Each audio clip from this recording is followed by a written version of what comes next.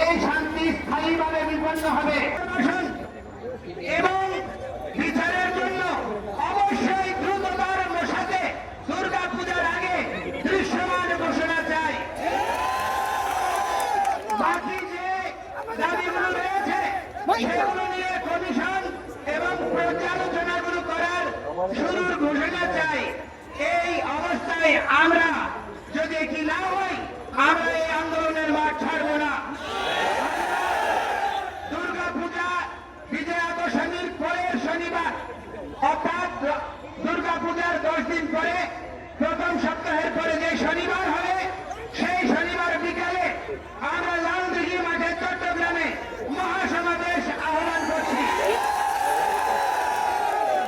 সেখান থেকে প্রতিটি বিভাগীয় শহরে মহাসমাবেশ হবে। এর মধ্যে প্রতিটি জেলা উপজেলায় সমন্বয় সভা হবে এবং পরবর্তীতে আমরা সম্মিলিতভাবে সারা বাংলাদেশের প্রতিটি হিন্দু নরনারী আমরা রাজধানী অভিমুখে আসবো।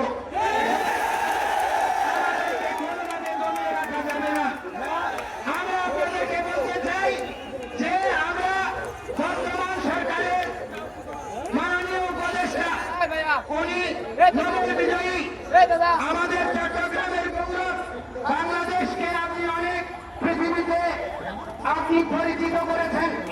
আপনার কৃতিত্বের জন্য আমরা ধন্যবাদ কৃতজ্ঞতা জানাই, গর্ববোধ করি। আমাদের উপদেষ্টা পরিষদে অনেক গুণী ব্যক্তিরা আছেন, আমরা আপনাদেরকে প্রশংসা করি। কিন্তু আপনার কাছে আমি বলতে চাই, সারা পৃথিবীতে শান্তির বাতাস হয়েছেন, শান্তিতে নোবেল পেয়েছেন, কিন্তু বাংলাদেশি সংখ্যালঘুরা যদি নিরাপদ না থাকে এই শান্তি স্থায়ীভাবে বিপন্ন হবে, কারণ সাম্প্রদায়িক রাষ্ট্রে পরিণত হবে এবং এই দেশের রাজনীতি আস্থা করে নিক্ষেপিত হবে। এই জন্য গণতন্ত্রের জন্য, সহাবস্থানের জন্য, প্রতিটি ধর্মাবলম্বীর বেঁচে থাকার, প্রতিটি সংস্কৃতির মানুষের বেঁচে থাকার অধিকারকে আপনি সমুন্নত করার দৃশ্যমান উদ্যোগ গ্রহণ করুন।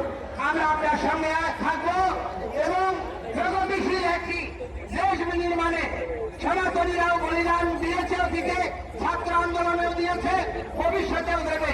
কিন্তু আমাদের ন্যায্য অধিকারকে, ন্যায্য দাবিকে, ন্যায্য আন্দোলনকে বিপদগামী করবেন না, বিভ্রান্ত করবেন না। একটা ইউটিউব চ্যানেলে বলেছে ধর্মীয় উস্কানি দিয়ে সারা দেশে দাঙ্গা লাগানো হবে। আজকের সমাবেশে আওয়ামী লীগের প্রেতাত করে নাকি টাকা খরচ করেছে, আজকে সেরকম কিছুই হয়নি। আমি বলতে চাই, এই ইউটিউব চ্যানেলের বিরুদ্ধে সরকার ব্যবস্থা গ্রহণ না করলে আমরা স্বরাষ্ট্র মন্ত্রণালয়ে এটা করতে যাব।